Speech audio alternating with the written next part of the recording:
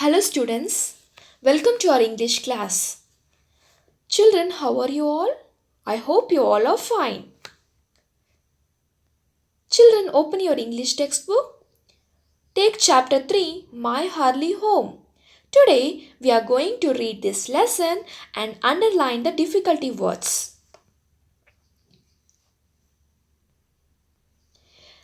The first place that I can well remember was a large, pleasant meadow with a pond of clear water in it. Underline pleasant meadow. Some shady trees leaned over it, and rushes and water lilies grew at the deep end. Underline lean. Over the edge, on one side, we looked into plowed field. Underline edge, underline plowed. And on the other we looked over a gate at our master's house, which stood by the roadside. At the top of the meadow was a grove of fig trees, and at the bottom a running brook overhung by a steep bank. Children, underline grove, brook. While I was young, I lived upon my mother's milk.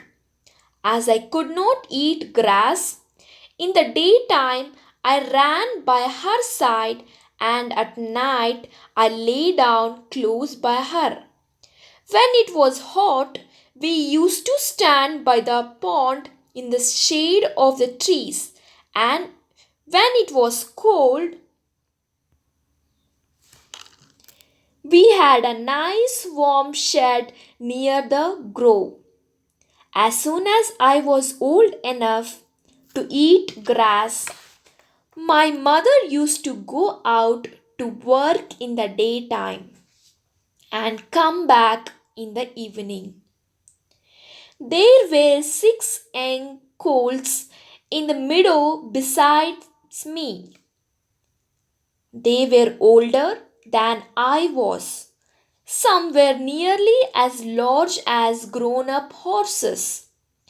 I used to run with them and had great fun. We used to gallop all together round and round the field as hard as we could go. Underline gallop. Sometimes we had rather rough play, for they would frequently bite and kick as well as gallop. One day, when there was a good deal of kicking, my mother whinnied to me to come to her, and then she said, whinnied, underline whinnied, I wish you to pay attention to what I am going to say to you. The colts, underline colts, who live here are very good colts, but they were cart horses' colts.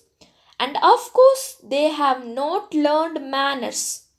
You have been well bred and underline well bred, well born. Your father has a great name in these parts, and your great grandfather won the cup 2 years at the Newmarket races. Your grandmother had the sweetest temper of any horse I ever knew. Underline temper. And I think you have never seen me kick or bite. I hope you will grow up gentle and good and never learn bad ways. Do your work with a good will.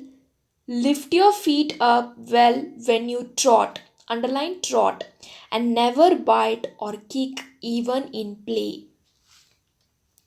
I had never forgotten my mother's advice.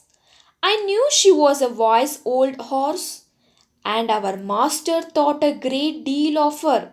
Her name was Duchess, underline Duchess, but he often called her Pet. Our master was good, kind man. He gave us good food, good lodging, and kind words. Underline lodging. He spoke as kindly to us, he did to his little children. We were all fond of him, and my mother loved him very much. When she saw him at the gate, she would neigh with joy, underline neigh, and trot up to him. He would pat and stroke her and say, "Well, old pet, how is your little darky?"